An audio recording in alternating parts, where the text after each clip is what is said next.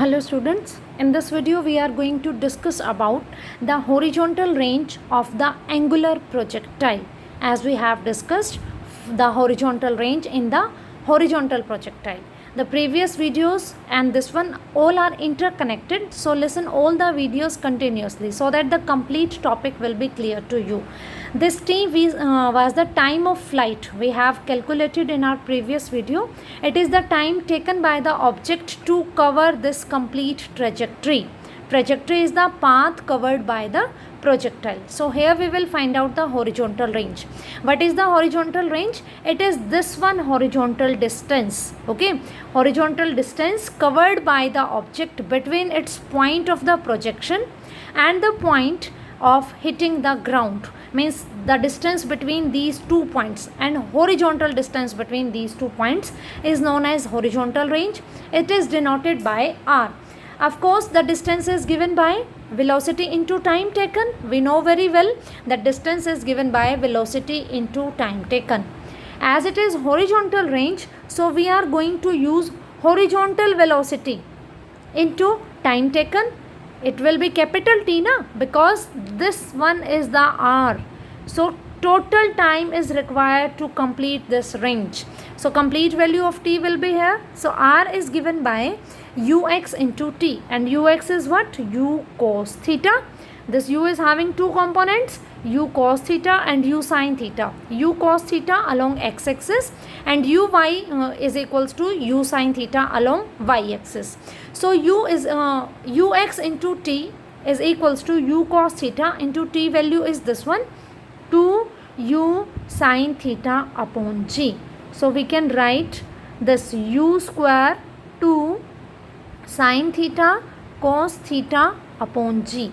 This one 2 sin theta cos theta. In trigonometry you come to know about this one, u square g, and this thing is equals to sin 2 theta, means angle will become double of the previous one.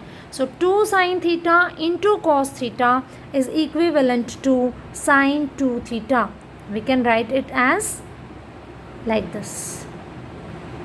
2 sin theta into cos theta is equals to sin 2 theta. So it is equals to this one, u square by g into sin 2 theta. This is our horizontal distance covered by the angular projectile between the points O and B. It is the horizontal distance covered by the object between its point of projection and the hitting point of the ground. Okay, so OB is the horizontal range. It is denoted by r. It is equals to u square by g into sin 2 theta. Okay, 2 theta means double of the angle through which we are throwing the object angularly. Okay, now the thing is maximum horizontal range. Maximum horizontal range. You have learned about the horizontal range, and this is given by u square g by g into sin 2 theta. G is the acceleration due to gravity which is fixed at every point, and u is the initial velocity with which you have thrown the object.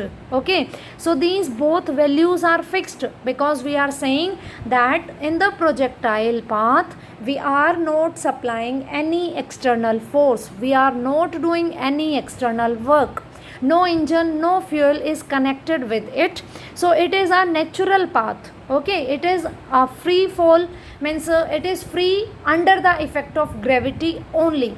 Okay, so these two things are constant. So r is depending on sin 2 theta, means as we change the theta, sin theta will change and we will have different values of r. So we want to find out maximum horizontal range na, maximum r max. When can we get? When sin 2 theta is max. And you have learned about this thing that the value of sin theta is between -1 to +1. This is the range of value of sin theta. Its value is in between -1 to +1. So from this range you can see that the maximum value of sin 2 theta is +1. इससे ज़्यादा value इसकी हो ही नहीं सकती। Sine theta की maximum value +1 होती है। Okay, so sine 2 theta is equals to +1। आप थीटा कहो, 2 थीटा कहो, whatever it is, sine के साथ कोई भी एंगल हो उसकी वैल्यू मैक्सिमम तभी होती है जब वो 1 के इक्वल हो। दैट मीन्स 2 थी, और आपको ये पता है कि साइन कोई भी एंगल है that will be 1 when it is equals to 90 degree, means sine 90 degree is 1. This thing you also know, cos 90 is 0 and sin 90 is 1. So maximum value we have at 90 degree. When we compare these two, we can say that 2 theta is equals to 90 degree. Okay, 2 theta is 90, that means theta is equals to 45 degree. Theta was what? The angle by which we were throwing the object. This one is the theta. Okay, so horizontal range will be maximum when we throw the object at 45 degree angle. Here I have drawn different projectiles. This is at this angle, this one is different at this angle, this one is different at this angle.